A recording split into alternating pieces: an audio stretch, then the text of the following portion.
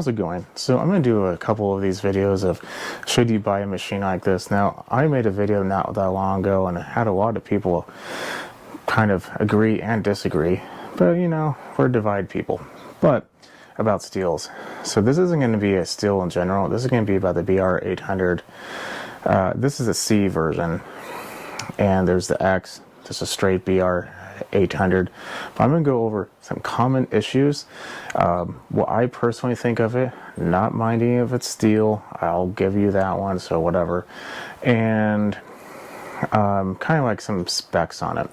So let's go ahead, sit down, let's talk about this, and then let's go over this Stihl. So for the sake of this is a BR800C.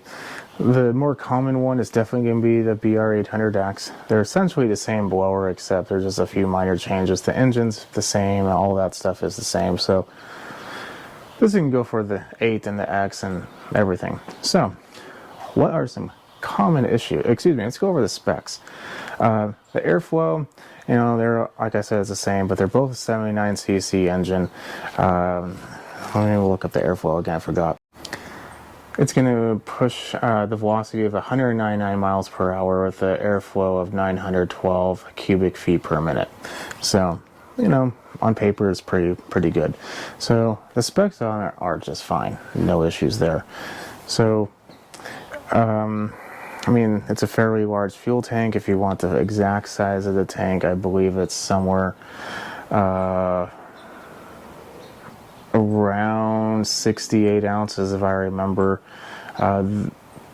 It's pretty decent. I mean, 2,000 cc's, I think, is what Stihl calls it, which is, I think, 68, maybe 78 ounces. I'm pretty sure it's 68 ounces. So the fuel, pretty decent. Still takes standard mixed fuel. However, with Stihls, you do need to use their specific oil, and I'll explain why later. So stick tuned to the end, because that is a big important thing. Next, so we have the specifics down. That's the boring part. What are the common issues I run into them? Well, number one probably is just going to be the carburetor. Happens with all of them, so I'm not going to downgrade anything on that. It's just the nature of fuel. So carburetor is definitely one of them. Probably the second most common is going to be valve issues. They will need adjustment, so I guess that's not technically a problem, but it's definitely something going to be a maintenance. However, what you can run into is if you don't maintenance them routinely, you can break the cam inside there. This is what they call a four mix. Basically, there's intake and exhaust valve instead of a standard port as a normal two-cycle would have for the intake and the exhaust. This has valves. So those valves need to be adjusted, and if you don't, over the course of time, it can potentially damage that cam if there's a horrendous gap, or if it somehow gets super tight one day. It's not a good thing, so keep up on your valve adjustment. I have plenty of videos on that, so check them out. Next one, it's going to be the fan itself. The fan, it's going to be behind here. It's a plastic fan. I keep 3 or 4 of them on stock at all times because of this reason. The fan itself is plastic, and the shaft is tapered. The tapered shaft, it's kind of like a generator where the fan is actually pressed on there and the taper holds it in place. Might be a key in there. Let's say there is, but I can't quite remember off the top of my head for whatever reason. Anyway, because the actual fan is plastic, they have to have a piece of metal on the center. It's a metal ring, and that metal ring oftentimes will crack. In fact, now I'm thinking about it, there is no key. So without cracking, there's no pressure on it anymore, and it spins freely. How you'll know is if it's able to run, which is pretty unlikely because it's going to be very hard to start, assuming it doesn't kick back and break your fingers. It will have no air coming out of it. You'll just like rev, rev, rev, rev, rev, but nothing will happen. And then when you turn it off, you'll hear just metal on metal, like grinding on itself. Not grinding, but running over itself, if that makes any sense. So valves, fan, very common. In fact, if you have a fan issue and you need to contact your retailer and tell them about it, because there might be a warranty item on that. The warranty on this is 2 years, and I think there was even an extension on the fan because of that particular reason. It's a very common problem. So, what's another problem they run into? This almost always breaks, but yeah, it's a blower. That's not going to be a big issue. So, oddly enough, these mufflers are crazy expensive. They're like 90 bucks. But I cannot tell you how many of them I've had to replace. I don't know if it's the shaking or what. But what ends up happening is there's 3 bolts. There's one right around here and 2 on the top. The 2 on the top go directly on the exhaust port. The exhaust port ones never really seem to fail immediately, but this one does. And what ends up happening is you'll get a horrendous exhaust leak, and then eventually it'll break the 2 connections up top, and you'll have essentially no muffler. You'll go deaf. So that's something that happens quite some time. Probably equally as much, and I'm not quite sure if I want to put this in order of common, but this cable loves to degrade, and you have 2 options. One, you can buy this whole loom that has the kill wires attached inside of it, or inside of it, it's not really attached, and the cable itself. Or you can just buy the cable, but that's going to be a lot more work. Then either way, you are going to have to disassemble the handle, you are going to have to take off the recoil, you are going to have to take off everything, disconnect the carburetor, all that good stuff. So a cable is fairly common for these to cause issue, and you'll know because either it won't rev up at all and you're pressing the trigger and there's little to no tension, or the opposite, it will not go down and it's stuck. So that is not a good thing, because what if you can't turn it off or in time, and then it's just kind of sitting there like one of those fire hoses going round and round when you take it off? Not fun. Don't want to be that person on a job or on a whatever site you're using this on, or your backyard. Your family will laugh at you and your neighbors. This one is in particular has this recoil here with like the pull cord. It's a stupid design. Never buy one of these. It's a horrible idea. I've never really had too many issues with the recoil. Maybe the line snapping, but on occasion you might have to replace a spring, which I will give Stihl this. Replacing a spring on a Stihl is very easy. It's a little more expensive, but it's very easy. They actually come in an enclosed container. You take the old one out, throw it away, put the new one in, wind it up, put the new line in, boom, you're done. So that part I do like. So there is one point there. But this, no, don't do that. It's even awkward to start, because at least with this one, you have to pull on the side. Now, I don't know if you know this, but I have a shoulder issue, and that to me just makes my shoulder hurt looking at it. At least with this one, if you work out at all, you'll know that your shoulder, let's say you're on a bench. Are you supposed to keep your elbows out or in?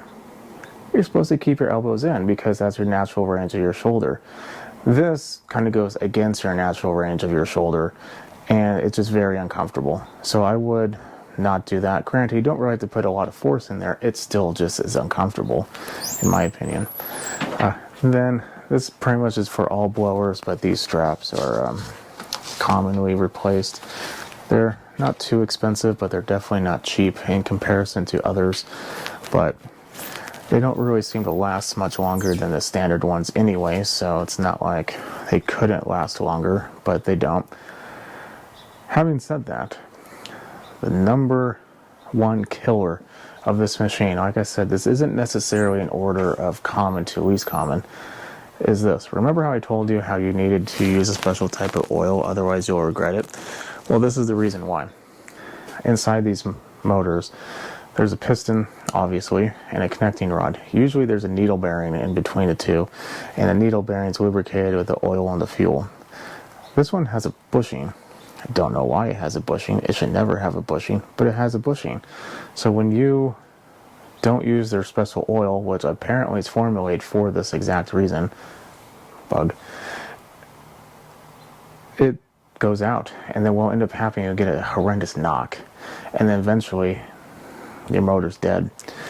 And one would think you can just disassemble the motor and put a new piston in, or connecting rod and piston, maybe even a crank.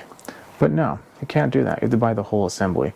I don't remember exactly how much they were from Stihl. Don't quote me, but I think last year they were roughly $389 last year.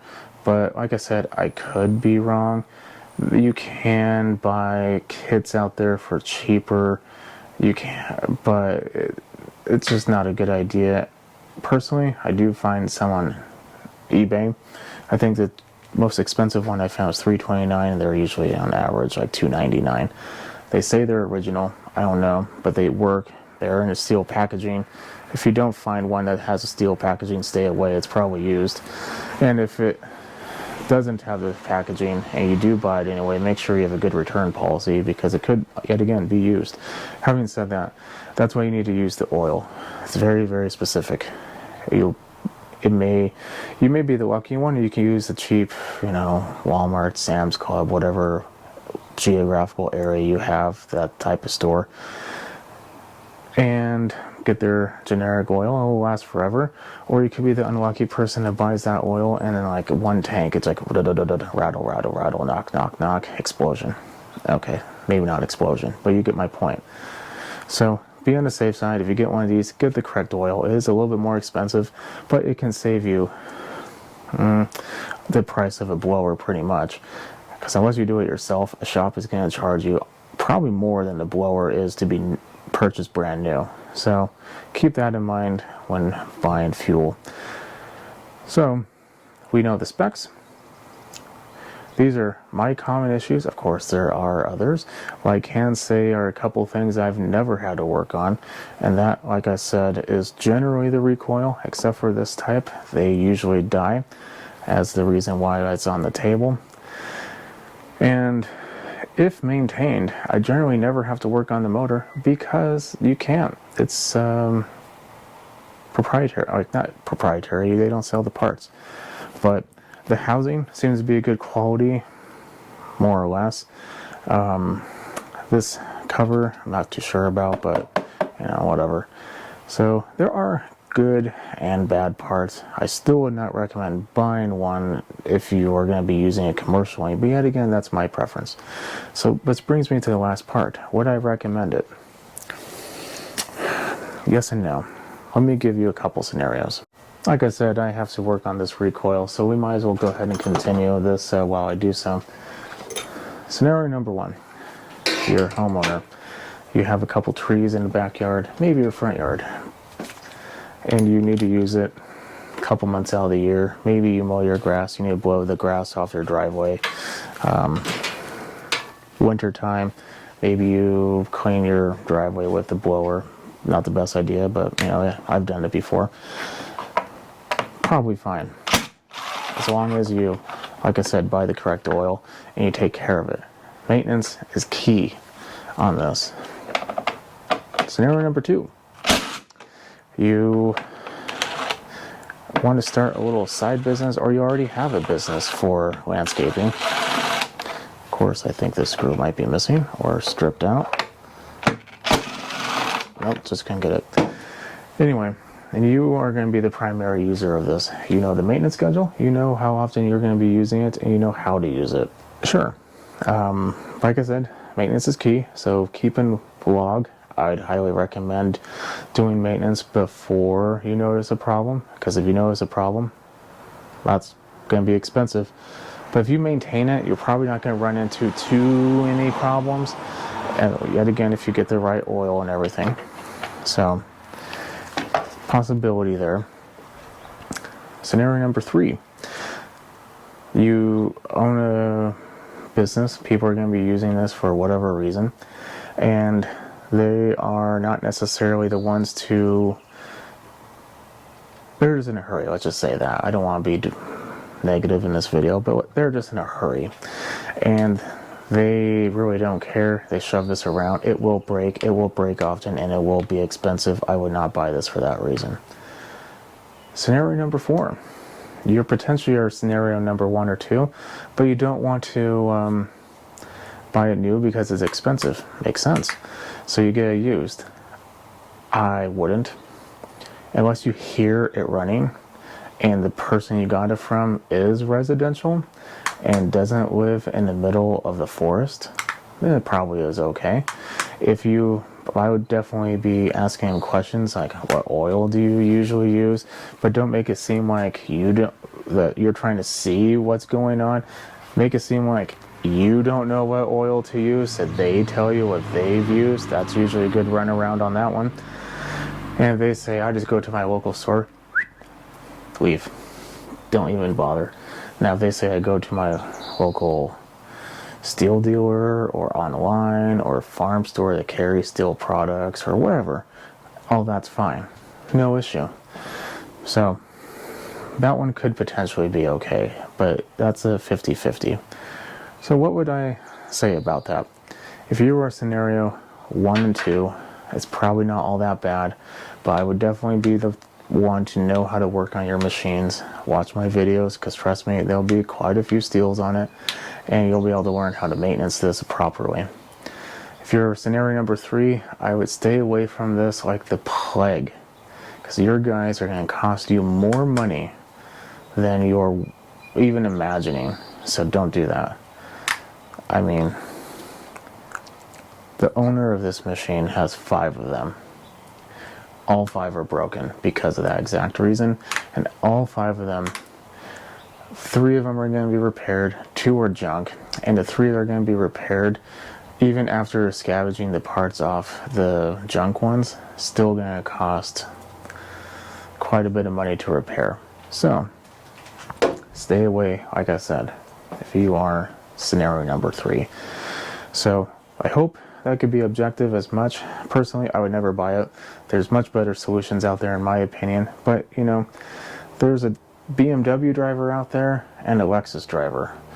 The BMW driver is going to say their car is always the best, even though they're driving the courtesy car home half the time, and the Lexus driver, well, they're just going in for maintenance and their 400,000 mile Lexus before the BMW even barely has 50. This is the BMW in my opinion, but you know, that's my opinion. I deal with these in probably the worst circumstance, so that could be skewing my view. But scenario number 1 and 2 should be fine. Scenario number 3, I stand by my decision of you should never use it. Scenario number 4, ask those probing questions and you should be okay. Having said that, I'm going to leave it with that. Follow me on Instagram at SmallEngine101. If this helped you make a decision, definitely put a thumbs up, because that helps me out. Because if it helped you out, definitely put a thumbs up. And I'll catch you on the next one. If you want to know a good alternative to this one, some people don't like the idea of Red Max. I don't mind Red Max. They're cheap and easy. They do sometimes break, but when they do, they're, like I said, cheap and easy. Echo is always a good solid one as well. So those 2 you can't really go wrong with, because they're both cheap and easy, unlike this. But, you know, I like cheap and easy, not complicated and expensive. I'll see you in the next one. Have a good night.